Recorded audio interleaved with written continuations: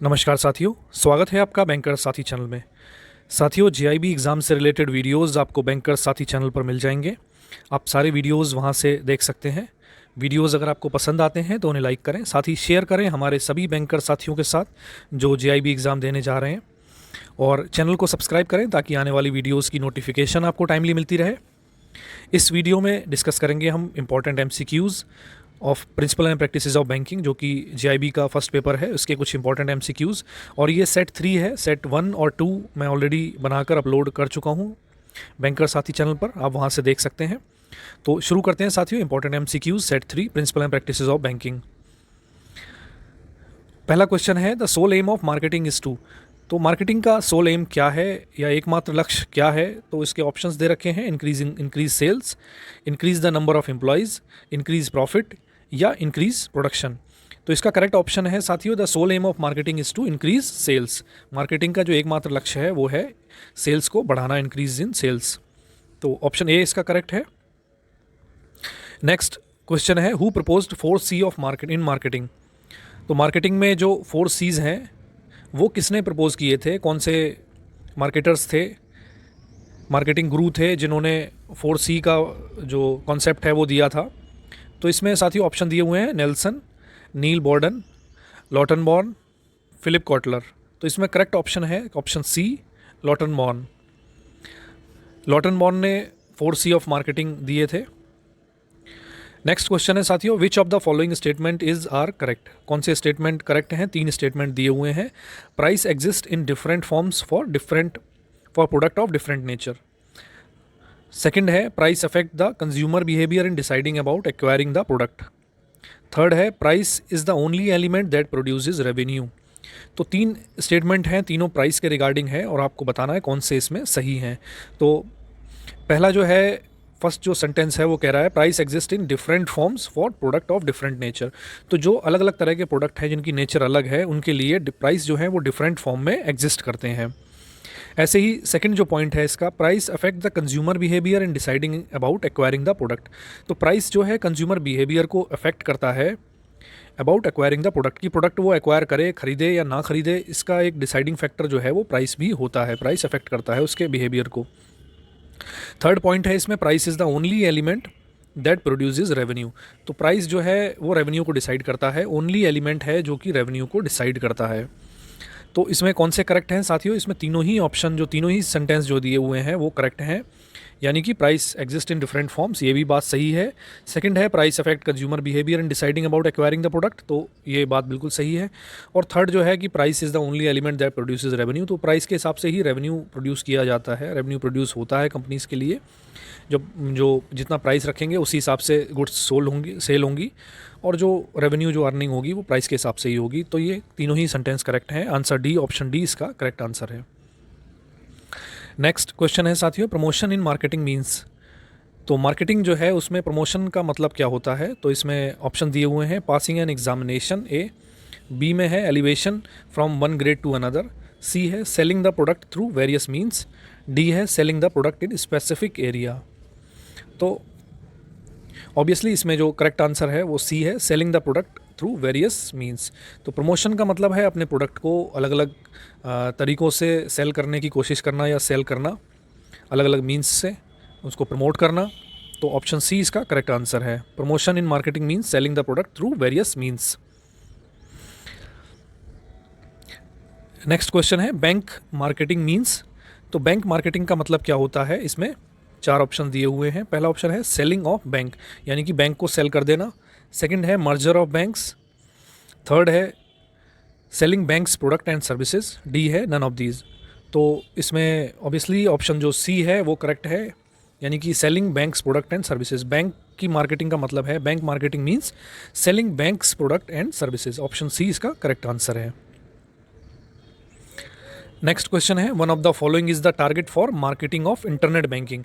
तो internet banking के लिए टारगेट कस्टमर कौन होंगे, या टारगेट जो कस्टमर हैं कहाँ पर टारगेट किया जाएगा? तो वो उसमें ऑप्शन दिए हुए हैं, ऑल द कस्टमर, तो जितने भी कस्टमर हैं बैंक के उन सभी को टारगेट किया जाएगा। या फिर ऑप्शन बी है ऑल द एजुकेटेड कस्टमर्स। सी है all the customer computer educated customers, यानी कि ऐसे कस्टमर जो कंप्यूटर की एजुकेशन जिनको है, कंप्यूटर के बारे में जानते हैं, चला सकते हैं। और डी है ओनली क्रेडिटर्स।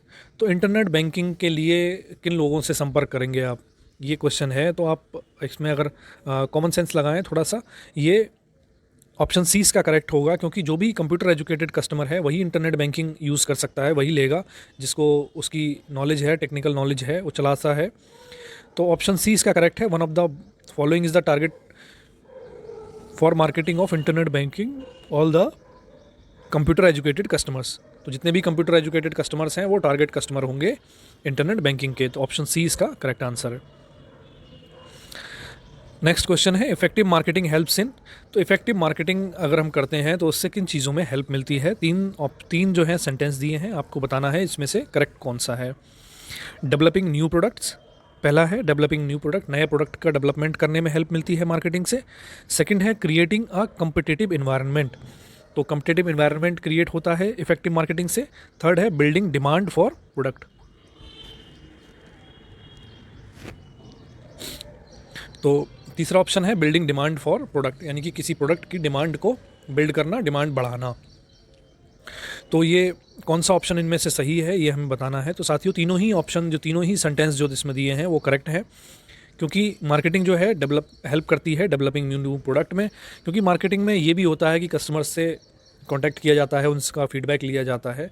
तो उसमें जिस तरह की रिक्वायरमेंट है मार्केट में, मार्केट रिसर्च की जाती है, जिस तरह की रिक्वायरमेंट है, जो इस तरह का प्रोडक्ट सूट करेगा या जो फीचर प्रोडक्ट में होने चाहिए, वो सब चीज़ें मार्केटिंग में देखी जाती हैं। और उसी के हिसाब से फिर वो फीडबैक देते हैं अपनी जो प्रोडक्शन टीम है, और नए प्रोडक्ट जो है उस हिसाब से डिज़ाइन किया जाता है। तो नए प्रोडक्ट डिज़ाइनिंग में, नए प्रोडक्ट डेवलपमेंट में भी मार्केटिंग हेल्प करती है। सेकंड है क्रिएटिंग ए कम्पिटिटिव एनवायरनमेंट, तो मार्केटिंग से कम्पिटिटिव एनवायरनमेंट क्रिएट होता है, ये बात सही है, सेकंड ऑप्शन भी ठीक है इसका। थर्ड है बिल्डिंग डिमांड फॉर प्रोडक्ट, तो मार्केटिंग जब की जाती है तो लोगों में अवेयरनेस आती है, और उसके साथ ही लोग उस प्रोडक्ट को जानना चाहते हैं, ख़रीदना चाहते हैं, उससे डिमांड क्रिएट होती है। अवेयरनेस जब लोगों में आएगी तो डिमांड भी उसकी क्रिएट होगी। तो इसके तीनों ही सेंटेंस ये सही हैं, ऑप्शन डी इसका करेक्ट आंसर है। नेक्स्ट क्वेश्चन है a good seller should have following quality या क्वालिटीज़। तो कोई जो सामान अपना बेच रहा है, प्रोडक्ट बेच रहा है, उस पर्सन में कौन सी क्वालिटीज़ होनी चाहिए। Good seller should have following qualities, तो क्वालिटी दी हुई हैं तीन, इसमें आपको बताना है कौन सी ठीक है, कौन सी होनी चाहिए। पहला है डिवोशन टू द वर्क, अपने काम के प्रति डिवोशन होना चाहिए, यानी कि काम से लगाव होना चाहिए, उसके जो कार्य वो कर रहा है उससे उसको लगाव होना चाहिए, प्यार होना चाहिए। तो devotion to the work. Second है सबमिसिव होना चाहिए। थर्ड है सिंपैथी उसके अंदर होनी चाहिए। तो ये साथियों तीनों ही क्वालिटीज़ जो हैं वो गुड जो सेलर है उसके पास होनी चाहिए, ये अच्छी बातें हैं। तो ऑप्शन डी इसका करेक्ट आंसर है, तीनों ही जो क्वालिटीज़ हैं वो ठीक हैं, जो कि गुड सेलर के पास होनी चाहिए। नेक्स्ट क्वेश्चन है व्हाट इज़ कॉन्सेप्ट मार्केटिंग। तो कॉन्सेप्ट मार्केटिंग क्या होती है साथियों, इसमें चार ऑप्शंस दिए हुए हैं, आपको बताना है करेक्ट डेफिनेशन क्या है कॉन्सेप्ट मार्केटिंग की। तो ऑप्शन ए कहता है it is a type of marketing in which manufacturer own it is a type of marketing in which manufacturer owns outlets and exclusive showrooms. तो ऐसी एक तरह की मार्केटिंग जिसमें जो मैन्युफैक्चरर है वो ओन करता है आउटलेट को, और एक्सक्लूसिव शोरूम है उनको भी वो ओन करता है। तो क्या ये कॉन्सेप्ट मार्केटिंग है। सेकंड इसका ऑप्शन है it is the factory outlets owned and operated by retailer. तो फैक्ट्री आउटलेट जो हैं वो owned and operated by retailer होते हैं कॉन्सेप्ट मार्केटिंग में, उसको हम कॉन्सेप्ट मार्केटिंग कहते हैं। थर्ड ऑप्शन है it is an act of converting a new concept into a product.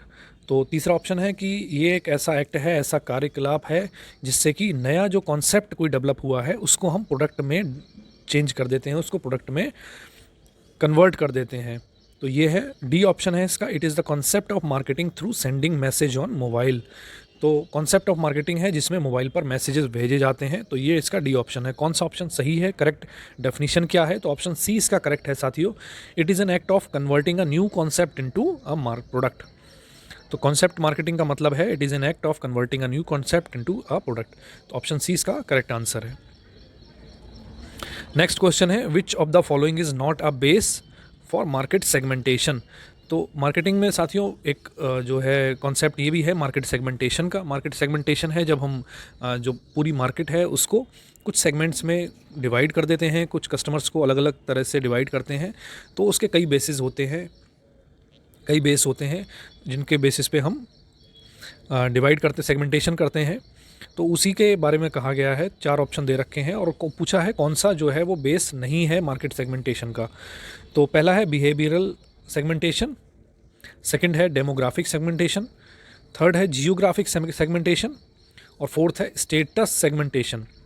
तो इसमें बाकी 3 ऑप्शंस ठीक हैं और स्टेटस सेगमेंटेशन जैसी कोई चीज़ नहीं होती है साथियों। स्टेटस सेगमेंटेशन हम नहीं करते हैं, बिहेवियरल सेगमेंटेशन करते हैं, यानी कि एक तरह के बिहेवियर वाले लोगों को एक जगह सेगमेंट करते हैं, कस्टमर्स को। डेमोग्राफिक सेगमेंटेशन करते हैं जो इन मार्केट की डेमोग्राफी एक जैसी होती है उनको एक जगह सेगमेंट करते हैं, एक ग्रुप में रखते हैं। या जियोग्राफिक सेगमेंटेशन भी किया जाता है, ज्योग्राफी के हिसाब से भी मार्केट्स को अलग अलग सेगमेंट में रखा जाता है। तो ये तीनों ही ठीक है, डी इसका ठीक नहीं है, यानी कि स्टेटस सेगमेंटेशन जैसा कुछ नहीं है। तो ये ऑप्शन डी इसका करेक्ट है, यानी कि डी जो है वो बेसिस नहीं है सेगमेंटेशन का। नेक्स्ट क्वेश्चन है which of the following is not an important component of promotional mix. तो इनमें से कौन सा ऐसा कंपोनेंट है जो प्रमोशनल मिक्स का पार्ट नहीं है। तो प्रमोशनल मिक्स एक होता है जिसमें प्रोडक्ट प्रमोशन जो किया जाता है उसके जो पार्ट हैं अलग अलग उनको, या उसमें जो फेजेस होते हैं उनको प्रमोशनल मिक्स कहते हैं। तो इसमें अलग अलग होते हैं और पूछा गया है इस क्वेश्चन में कि इनमें से जो 4 ऑप्शंस दिए हैं कौन सा प्रमोशनल मिक्स का पार्ट नहीं है या कंपोनेंट उसका नहीं है। तो पहला ऑप्शन है इसमें एडवर्टाइजिंग, सेकेंड ऑप्शन है पर्सनल सेलिंग, थर्ड है सेल्स प्रमोशन, डी है टोटल क्वालिटी मैनेजमेंट। तो एडवर्टाइजिंग भी प्रमोशनल मिक्स का पार्ट है, पर्सनल सेलिंग भी प्रमोशनल मिक्स का पार्ट है, सेल्स प्रमोशन भी पर्सनल मिक्स का पार्ट है, लेकिन टोटल क्वालिटी मैनेजमेंट जो है इसका प्रमोशनल मिक्स से कोई लेना देना नहीं है। तो क्वालिटी मैनेजमेंट एक टोटली एक अलग कॉन्सेप्ट है, इसका प्रमोशनल मिक्स से कुछ भी लेना नहीं है। तो ऑप्शन डी इसका करेक्ट आंसर है, यानी कि जो टोटल क्वालिटी मैनेजमेंट है वो कंपोनेंट नहीं है प्रमोशनल मिक्स का। अब नेक्स्ट क्वेश्चन है साथियों CRM customer relationship management is. तो कस्टमर रिलेशनशिप मैनेजमेंट के बारे में 3 पॉइंट्स दिए हैं, आपको बताना है इनमें से कौन सा पॉइंट करेक्ट है। तो कस्टमर रिलेशनशिप मैनेजमेंट क्या है। पहला ऑप्शन है, पहला जो पॉइंट है वो है प्री सेल्स एक्टिविटी है, सेकंड है a tool for lead generation, third है an ongoing daily activity. तो कौन सा इसमें सही है। ये तीनों ही जो पॉइंट हैं वो सही हैं, यानी कि कस्टमर रिलेशनशिप मैनेजमेंट जो है एक प्री सेल्स एक्टिविटी है, यानी सेल्स से पहले जो करने वाली एक्टिविटी है, और एक ऐसा टूल है जो कि लीड जनरेशन में हेल्प करता है, टूल फॉर लीड जनरेशन है। और थर्ड है कि ये ऑन गोइंग डेली एक्टिविटी है, यानी कि ऐसा नहीं है आज आपने कस्टमर रिलेशनशिप मैनेजमेंट किया उसके बाद आप भूल गए, तो ऐसा नहीं है, ये लगातार चलने वाली ऑन गोइंग डेली एक्टिविटी है। तो तीनों ही पॉइंट इसके CRM के रिलेटेड ठीक हैं, ऑप्शन डी इसका करेक्ट आंसर है।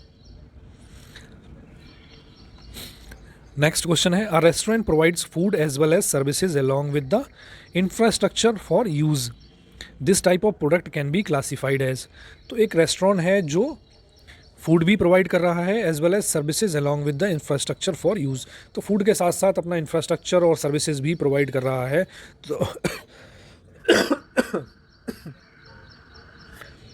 तो इस तरह के प्रोडक्ट को कहाँ क्लासिफाई, किस तरह से क्लासिफाई किया जाएगा। 4 ऑप्शंस दे रखे हैं। पहला है pure tangible goods, second option है tangible goods with accompanying services, इस तरह हम कह सकते हैं। सी कैसे है हाइब्रिड, डी है major services with accompanying minor goods. तो इसमें साथियों जो हाइब्रिड ऑप्शन है वो करेक्ट है, ऑप्शन सी इसका करेक्ट आंसर है। जब भी कोई रेस्टोरेंट जो है फूड प्रोवाइड कर रहा है और साथ में अगर उसके रिलेटेड जो सर्विसेज हैं, मान लीजिए कोई बैंक्वेट हॉल सर्विसेज भी प्रोवाइड कर रहा है, इंफ्रास्ट्रक्चर भी प्रोवाइड कर रहा है, तो इस तरह की जो सर्विसेज हैं, जो प्रोडक्ट हैं, उसको हम क्लासीफाई करते हैं, उनको हम हाइब्रिड में की कैटेगरी में रखते हैं। तो ऑप्शन सी इसका करेक्ट है, हाइब्रिड। नेक्स्ट क्वेश्चन है कन्वर्जन मीन्स। तो कन्वर्जन का मतलब क्या होगा, मार्केटिंग की प्रोस्पेक्टिव में हम बात कर रहे हैं।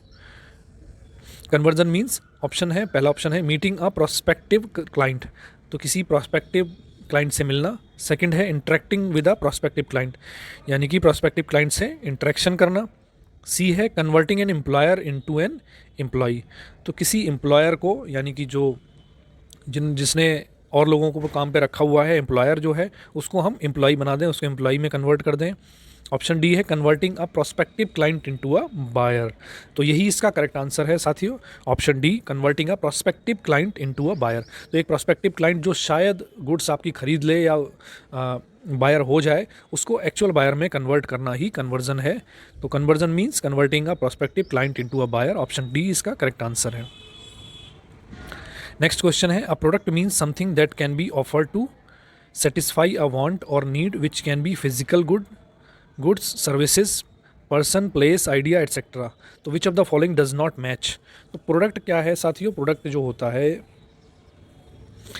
Means something that can be offered to satisfy a want और need which can be physical good, services, person, place, idea etcetera. तो प्रोडक्ट एक ऐसी चीज़ है जो ऑफर की जाती है किसी पर्सन को टू सेटिस्फाई अ वांट और नीड। और ये क्या हो सकता है, फिजिकल गुड्स हो सकती हैं, सर्विसेज हो सकती हैं, पर्सन हो सकते हैं, प्लेस, आइडिया, ये सभी जो है वो प्रोडक्ट की कैटेगरी में आ जाएंगे।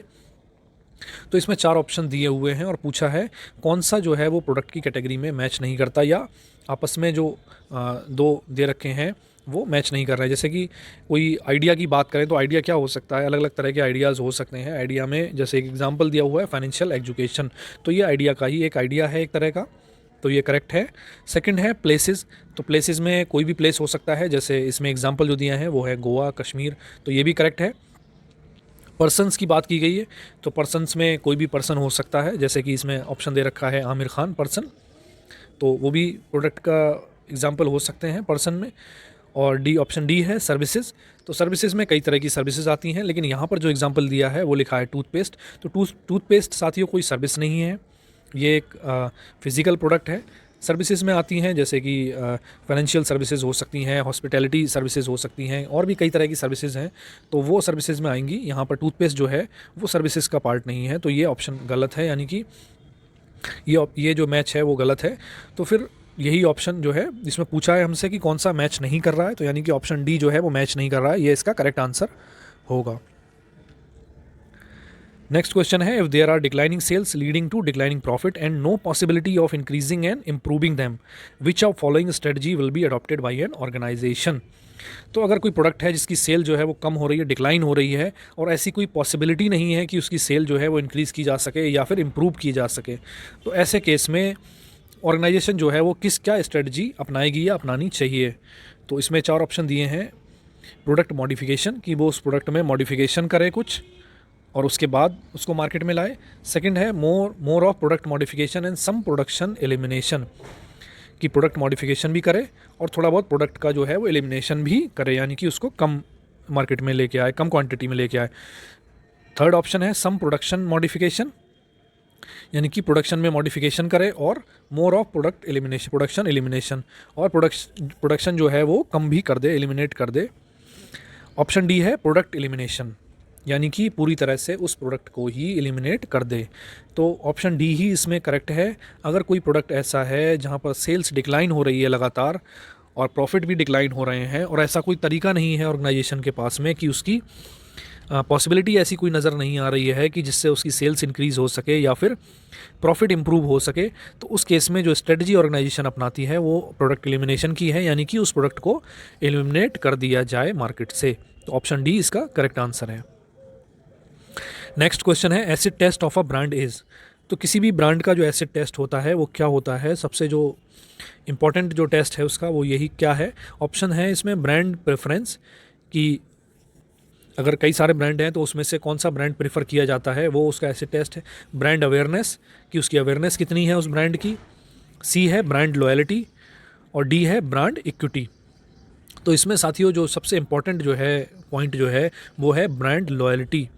एसिड टेस्ट ब्रांड का वही होता है कि उसकी कितनी ब्रांड लॉयल्टी है, यानी कि जो लोग उसको यूज़ कर रहे हैं या जो उस ब्रांड से जुड़े हुए हैं वो कितने लॉयल है उसके प्रति। अगर वो ब्रांड नहीं मिलेगा तो वो क्या करेंगे, दूसरा ब्रांड यूज़, क्या वो ऐसे हैं कि अगर एक नहीं, ये ब्रांड नहीं है तो कोई दूसरा ब्रांड यूज़ कर दें, या फिर इतने ज़्यादा लॉयल हो गए हैं कि उन्हें वही ब्रांड चाहिए, वो उसको बेस्ट समझते हैं और अपने आप से उसको जोड़े रखते हैं। तो ब्रांड लॉयल्टी जो है वो एसिड टेस्ट होता है किसी भी ब्रांड का। ऑप्शन सी इसमें करेक्ट आंसर है। नेक्स्ट क्वेश्चन है market research is needed for. तो मार्केट रिसर्च की क्यों ज़रूरत होती है? पहला है इसमें पॉइंट दे रखा है डिसाइडिंग द मार्केट एरिया, कि मार्केट एरिया को डिसाइड करना, कितना मार्केट एरिया रहेगा, कौन से मार्केट में अपने प्रोडक्ट का हमें प्रचार करना है या मार्केटिंग करनी है। सेकंड है deciding the right product to be sold, और ये डिसाइड करना कि कौन सा राइट प्रोडक्ट रहेगा उस पर्टिकुलर मार्केट के लिए जहाँ पर वो सेल किया जाना है। थर्ड है मेकिंग प्रॉपर मार्केटिंग डिसीजन, यानी कि किस तरह की मार्केटिंग उस पर्टिकुलर मार्केट में काम करेगी, तो उसका डिसीजन लेना, यानी कि कई जगह डायरेक्ट मार्केटिंग ज़्यादा काम करती है, कई जगह एडवर्टीजमेंट ज़्यादा काम करता है, कई जगह 1-to-1 मार्केटिंग, पर्सनल मार्केटिंग। तो ये अलग अलग तरह की जो मार्केटिंग है, कौन किस तरह की जो मार्केटिंग है वो काम करेगी, मार्केटिंग प्रॉपर मार्केटिंग डिसीजन लेना। तो ये तीनों ही पॉइंट जो हैं वो साथियों सही हैं, यानी कि मार्केट रिसर्च से इन तीनों में ही हेल्प मिलती है। Market research is needed for all the 3 points, यानी कि deciding the market area, deciding the right product to be sold and also making proper marketing decisions. तो मार्केट रिसर्च तीनों में ही हेल्प करती है। ऑप्शन डी इसका करेक्ट आंसर है। नेक्स्ट क्वेश्चन है service after sale is not the function of. तो सर्विसेज आफ्टर सेल जो सर्विस दी जाती है वो किसका फंक्शन नहीं है? तो इसमें 4 ऑप्शन दिए हुए हैं, marketing staff, seller, director of company, employ of the company. तो इन चारों में से जो करेक्ट ऑप्शन है वो है मार्केटिंग स्टाफ। तो आफ्टर सेल जो सर्विसेज होती हैं, आफ्टर सेल जो सर्विस होगी, सेल्स के बाद में जो भी सर्विस कंपनी प्रोवाइड करेगी वो मार्केटिंग स्टाफ से उसका कोई लेना देना नहीं है, मार्केटिंग से लेना देना नहीं है। तो वो जो काम है वो मार्केटिंग स्टाफ का काम नहीं है। बिफोर सेल जो काम होते हैं वो मार्केटिंग स्टाफ के काम में आते हैं। तो ऑप्शन ए इसका करेक्ट आंसर है।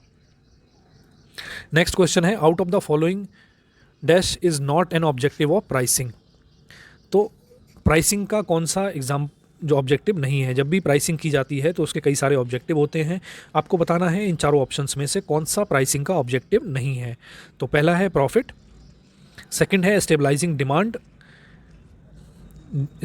Demand and sales of a product, third है improvement in product quality, fourth है एक्सपेंशन ऑफ बिजनेस।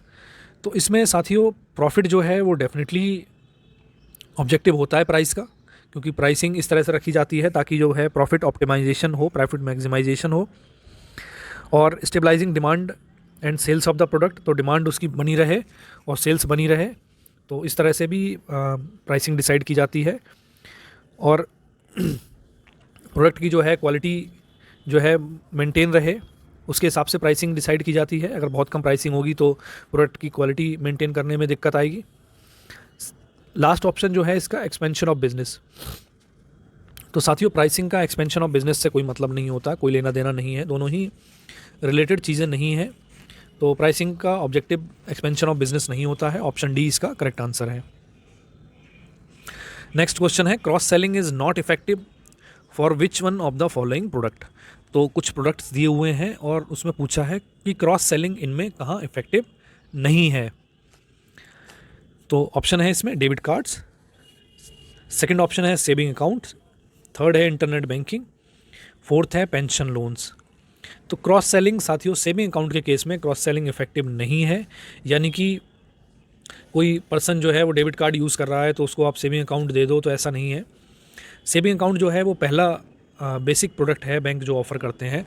तो सबसे पहले तो पर्सन जो है वो सेविंग अकाउंट ही खुलवाएगा। सेविंग अकाउंट एक बार जिसका खुला होगा उसके बाद उसमें क्रॉस सेलिंग की जा सकती है, उसको डेबिट कार्ड दिया जा सकता है, इंटरनेट बैंकिंग दी जा सकती है, या पेंशन लोन अगर उसको रिक्वायरमेंट है तो पेंशन लोन दिया जा सकता है। ये सभी जो तीनों हैं ऑप्शंस, इनमें तो क्रॉस सेलिंग हो सकती है, बट सेविंग अकाउंट के केस में क्रॉस सेलिंग नहीं हो सकती। तो ऑप्शन बी इसका करेक्ट आंसर है।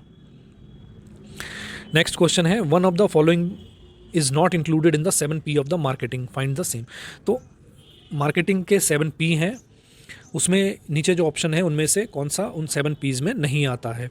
तो 4 ऑप्शन दे रखे हैं, आपको बताना है कि जो 7Ps हैं मार्केटिंग के, तो उनमें से कौन सा जो है इन चारों में नहीं है, यानी कि इन चारों में से कौन सा ऐसा है जो 7Ps में नहीं आता है।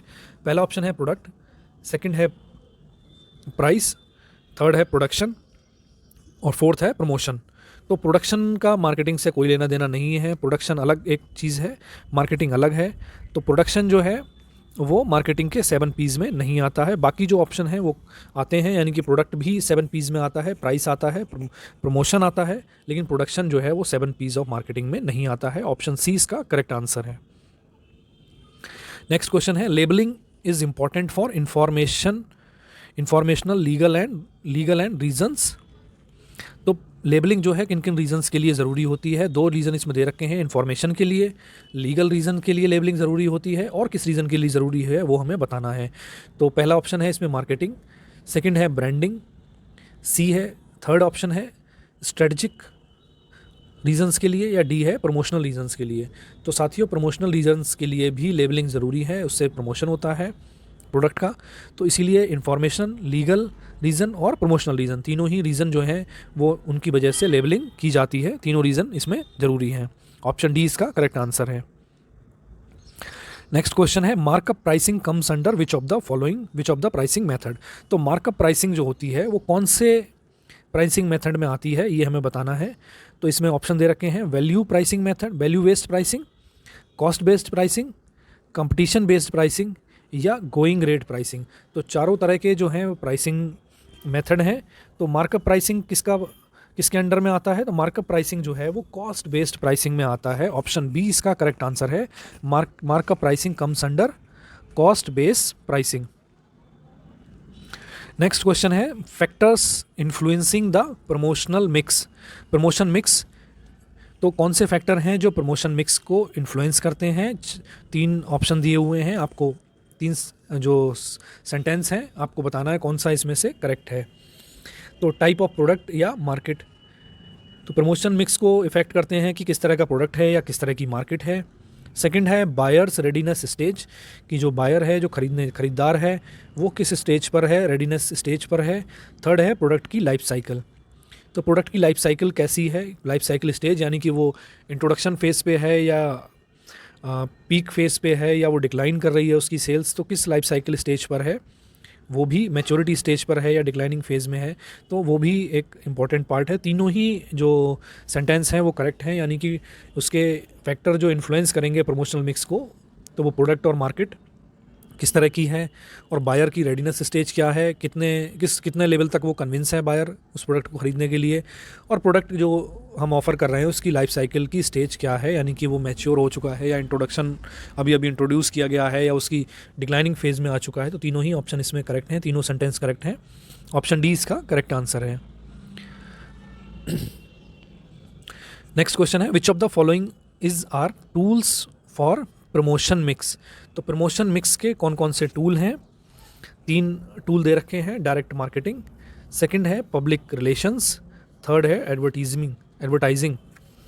तो तीनों ही करेक्ट हैं, तीनों ही प्रमोशन मिक्स के टूल हैं, यानी कि डायरेक्ट मार्केटिंग की जा सकती है प्रमोशन के लिए, पब्लिक रिलेशन जो बनाए जाते हैं, पब्लिक से रिलेशन बनाना, और एडवर्टाइजिंग करना। तो advertising, public relation, direct marketing, ये सभी जो हैं वो प्रमोशन मिक्स के टूल्स हैं। तीनों ही ऑप्शन सेंटेंस जो हैं वो करेक्ट हैं। ऑप्शन डी इसका करेक्ट आंसर है। नेक्स्ट क्वेश्चन है marketing concept is rested on 4 main pillars, which of the following is not amongst 4 pillar. तो मार्केटिंग का जो कॉन्सेप्ट है उसके 4 मेन पिलर होते हैं। तो ये जो चारों दे रखे हैं इनमें से कौन सा जो है उन 4 पिलर्स में से नहीं है? तो ऑप्शन ए है टारगेट मार्केट, सेकंड है कस्टमर्स नीड, सी है सेग्रीगेटेड मार्केटिंग, डी है प्रॉफिटेबिलिटी। तो साथियों इसका जो टारगेट मार्केटिंग जो है वो डेफिनेटली जो है वो मेन पिलर है मार्केटिंग कॉन्सेप्ट का, कस्टमर नीड भी एक पिलर है मार्केटिंग कॉन्सेप्ट का, प्रॉफिटेबिलिटी भी पिलर है मार्केटिंग कॉन्सेप्ट का। इन सभी को ध्यान में रख के मार्केटिंग कॉन्सेप्ट लिया जाता है। और सी ऑप्शन जो है सेग्रीगेटेड मार्केटिंग जो है वो मार्केटिंग कॉन्सेप्ट का मेन पिलर नहीं है। तो ऑप्शन सी इसमें करेक्ट आंसर इसका होगा। नेक्स्ट क्वेश्चन है what place does pricing have in marketing. तो प्राइसिंग का क्या रोल है, यानी कि प्राइसिंग का क्या प्लेस है मार्केटिंग में? तो इसके बारे में 4 ऑप्शन दिए हुए हैं, आपको बताना है कौन सा इसमें सही है। Higher price guarantee higher revenue stream. तो पहला ऑप्शन कहता है कि जितने ज़्यादा प्राइस होंगे वो गारंटी कर रहा है कि ज़्यादा से ज़्यादा रेवेन्यू आएगा, जितना महंगा आप बेचोगे उतना ज़्यादा रेवेन्यू आएगा।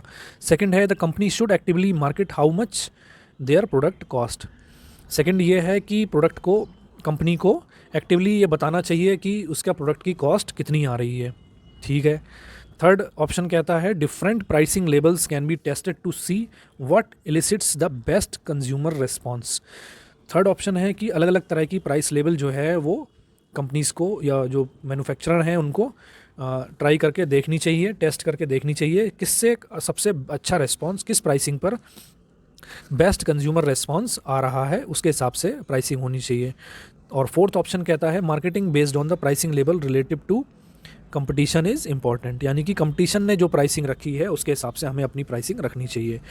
तो इसमें जो बेस्ट जो ऑप्शन है, बेस्ट ऑप्शन है, हालांकि बाकी जो ऑप्शन है वो भी आउटराइटली गलत नहीं है, इसमें एकदम इनकरेक्ट नहीं कह सकते, लेकिन जो बेस्ट पॉसिबल जो ऑप्शन है वो इसमें ऑप्शन सी हो जाएगा। डिफरेंट प्राइसिंग लेवल जो हैं वो टेस्ट करके देखने चाहिए कि उसमें क्या बेस्ट हो सकता है, जहाँ पर कंज्यूमर रिस्पॉन्स सबसे अच्छा आएगा तो उस हिसाब से प्राइसिंग जो है वो रखी जानी चाहिए। तो ऑप्शन सी इसका करेक्ट आंसर हो जाएगा। नेक्स्ट क्वेश्चन है साथियों, अकॉर्डिंग टू मार्केटिंग 4 P's, तो मार्केटिंग के जो 4 P हैं, credit terms can not be classified as. तो 4 P में क्रेडिट टर्म्स जो हैं क्लासीफाई नहीं किए जा सकते, किस तरह से? Place, price, product. तो प्लेस और प्राइस के हिसाब से क्रेडिट टर्म्स जो हैं वो क्लासीफाई नहीं किए जा सकते, प्रोडक्ट के हिसाब से जो है क्रेडिट टर्म्स क्लासीफाई किए जा सकते हैं। तो इसका ऑप्शन जो है ऑप्शन बी इसका करेक्ट आंसर हो जाएगा। नेक्स्ट क्वेश्चन है which of the following is are the stages of the product life cycle. तो किसी प्रोडक्ट की लाइफ साइकिल में कौन अलग अलग स्टेजेस होती हैं, तो कौन सी ये तीन जो पॉइंट दिए हुए हैं इनमें से कौन सी जो है किसी प्रोडक्ट की लाइफ साइकिल की स्टेजेस हैं, आपको बताना है कौन सा सही है इनमें। तो पहला ऑप्शन है इंट्रोडक्शन, सेकंड है ग्रोथ, थर्ड है मैच्योरिटी। तो ये प्रोडक्ट लाइफ साइकिल की स्टेजेस हैं, तीनों ही इसमें ठीक हैं। किसी भी प्रोडक्ट की लाइफ साइकिल में ये तीनों ही स्टेजेस आती हैं, तो ऑप्शन डी इसका करेक्ट आंसर है, तीनों ही इसमें ठीक हैं। तो साथियों इस वीडियो में इतना ही था। आई होप आपको वीडियोस पसंद आ रहे होंगे। वीडियोस अगर पसंद आ रहा है तो लाइक करें, साथ ही शेयर करें हमारे सभी बैंकर साथियों के साथ जो JIB एग्ज़ाम देने जा रहे हैं। और आप कमेंट करके अपना फीडबैक भी दे सकते हैं, या फिर कोई सजेशन है वो भी आप दे सकते हैं। तो मिलते हैं साथियों नेक्स्ट वीडियो में। Thank you.